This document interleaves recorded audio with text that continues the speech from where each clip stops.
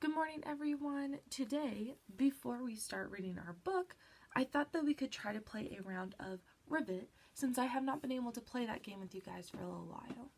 So here is the one word that I want you guys to try to guess for today. And it does have something to do with our book. It comes from our book. It is 7 letters. So see, use your book because of Winn-Dixie.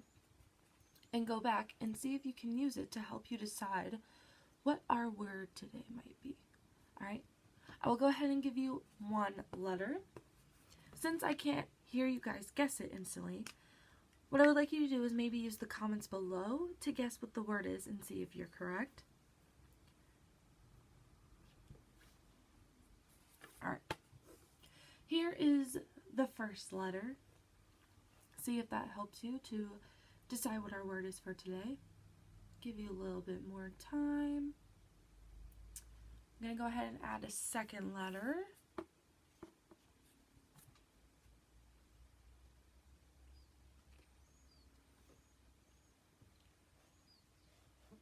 Alright, here comes our third letter.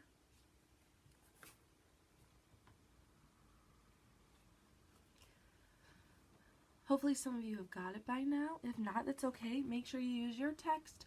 Go back in the story, see if you can find a 7-letter word that has these letters in it. Here's our fourth letter.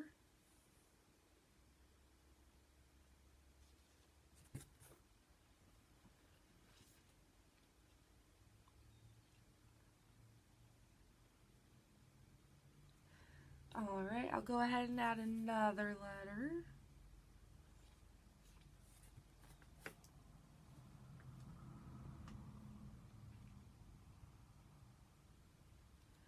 Alright, I'll add the first letter. You should be able to get it once I add this.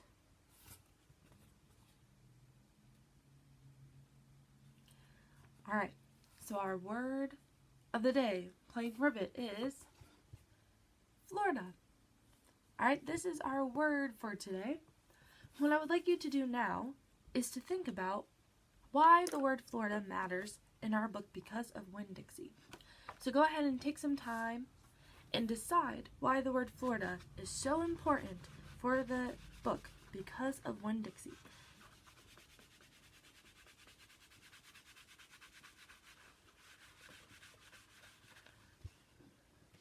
Give you a few more moments to decide why the word Florida is important in this book.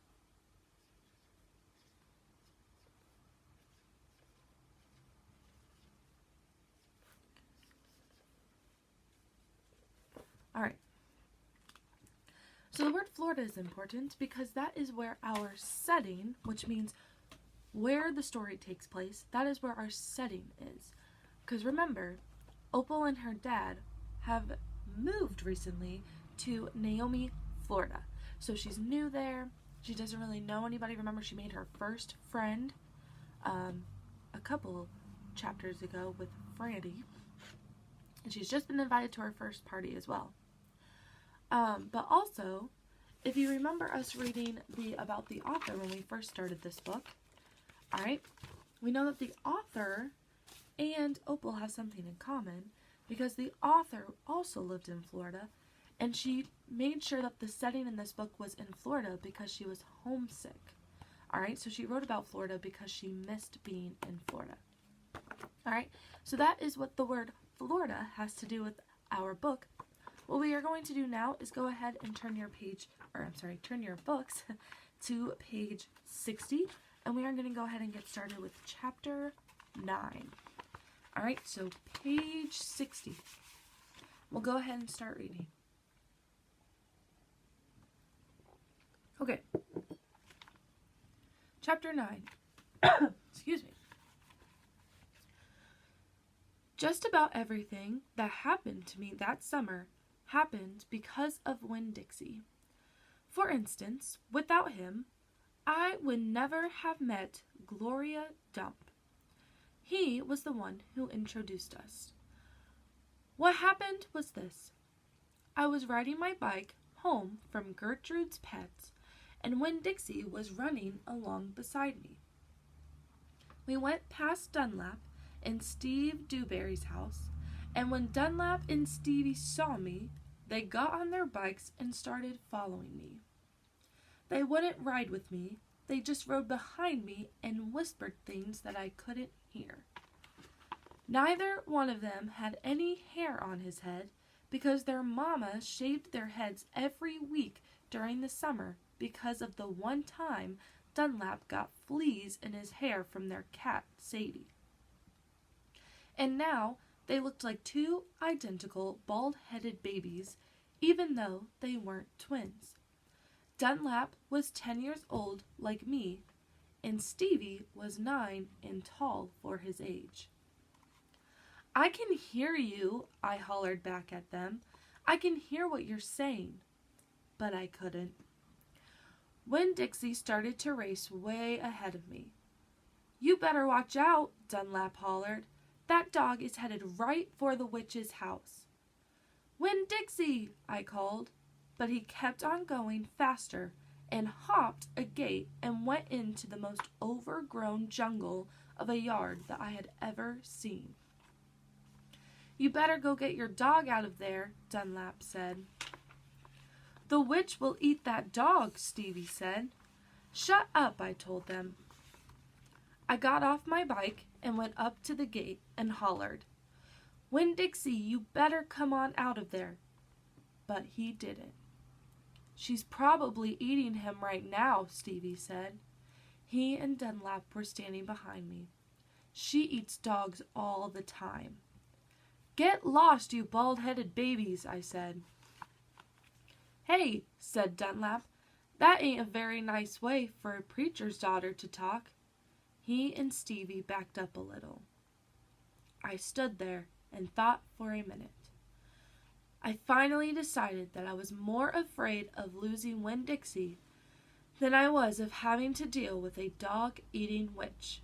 So I went through the gate and into the yard. "That witch is going to eat the dog for dinner and you for dessert," Stevie said. "We'll tell the preacher what happened to you," Dunlap shouted after me. By then, I was deep in the jungle. There was every kind of thing growing everywhere. There were flowers and vegetables and trees and vines. "Winn-Dixie," I said. All right, before we move on, what I would like you to do is see if you can make a prediction as to what might happen next in this chapter. So we know that Winn-Dixie has gone into someone's yard. The boys are calling her a witch. All right, and they say that she eats dogs. Opal, who is more afraid of losing Winn-Dixie than she is of facing this dog-eating witch, decides to go into the yard to save him. But what do you think might happen? Do you think this person is actually a witch who's going to eat a dog? Do you think the boys are lying? What do you think? All right, so go ahead, take about 10 to 15 seconds to see if you can come up with a prediction, and then we will find out if your prediction is true.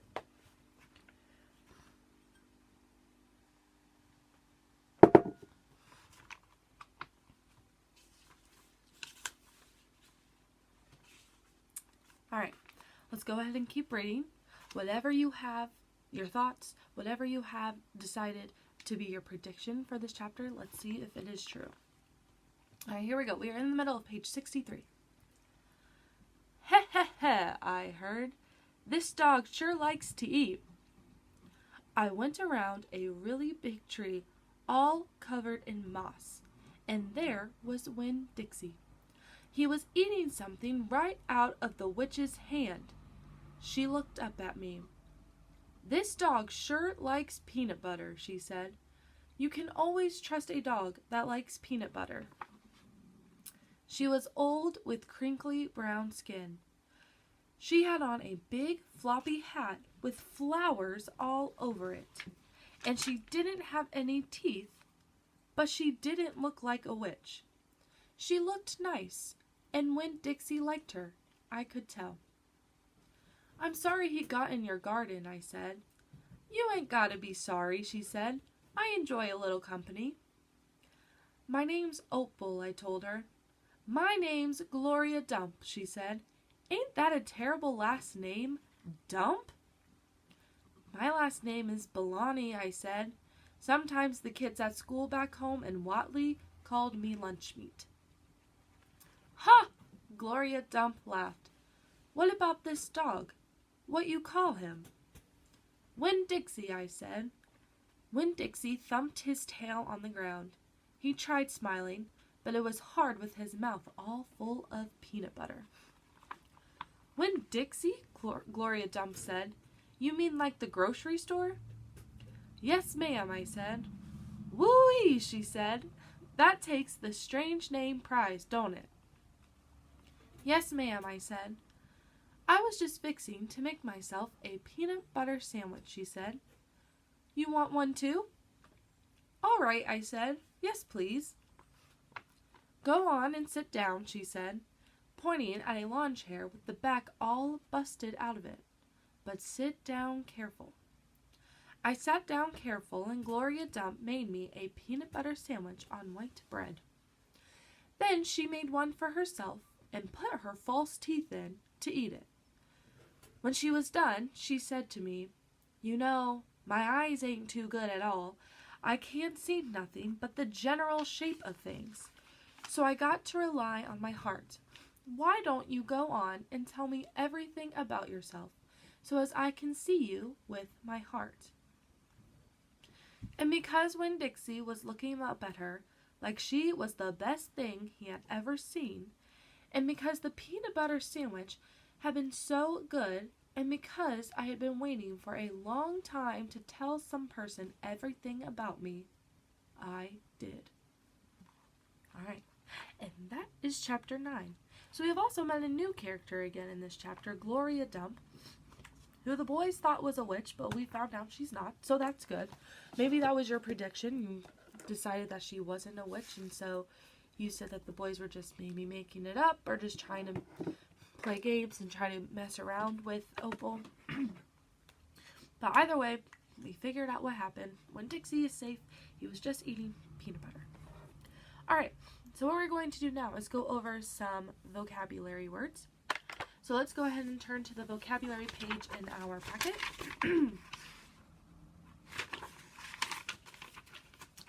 Alright, and we are on chapters 7 through 9. So our two words today are numbers 19 and 20. These are the only two words you have to do today. And we have hollered and jungle. So the first one we are going to do together is hollered.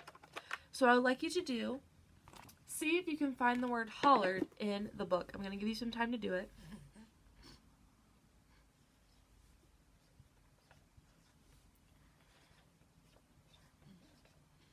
See if you can use the context clues to help you decide what our definition might be for this word.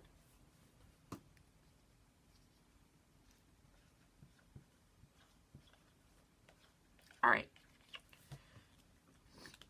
If you look on page 61, you'll find the word hollered. Alright. And I'm going to go ahead and read to you. The word hollered is actually used 2 or 3 times within this page. So I will go ahead and just read and see how many times we come up with it. Alright, here we go. "I can hear you," I hollered back at them. "I can hear what you're saying," but I couldn't. Winn-Dixie started to race way ahead of me. "You better watch out," Dunlap hollered. "The dog is headed right for the witch's house." Alright, so we were able to see the word hollered twice, which is good. It gives us more context clues and more examples as to how we should use the word. So think about what is happening. I apologize, I'm a little stuffy. My allergies are a little bad this week. But with the word hollered, we notice, remember before we even get to that part, Opal's on her bike when Dixie's next to her, and the Dunlap twins, or they're not twins, they're brothers, are a little bit behind her, alright? So when you think of hollered, do you think when she hollered she was like this? Did you think she talked like this? Or do you think she talked really loud? Maybe you've also heard the word hollered. Maybe we've talked about it in class before, or in a previous grade. Maybe one of your other teachers have talked about it. Maybe you've used the word before. All right, so think, what do you think the word hollered means? All right, the word hollered means to give a loud shout or cry. All right, so this is the definition of the word hollered, to give a loud shout or cry. So that means Opal was kind of talking pretty loudly to get those brothers to understand her, because they were also a little farther back from her. Your other word is jungle, which is also on page either 62 or 63. So see if you can use context clues as well as maybe a dictionary to define the word jungle. Now, the questions that go with chapter 9 are, let me get to the right page.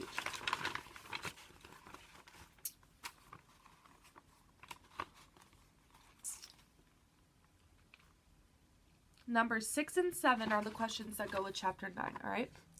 So questions 6 and 7 are what you need to focus on when answering these for chapter 9, all right? Again, you don't have to finish these until tomorrow. Remember, this is due tomorrow. But questions 6 and 7 are what go with chapter 9 today, all right? And then make sure you can define hollered and jungle. And that is all we have for reading today. Tomorrow we will read chapter 10. I'll give you a joke because it's Friday, so be ready for that. And I hope you guys just enjoy the rest of your day, are enjoying the time you're spending with your families or siblings.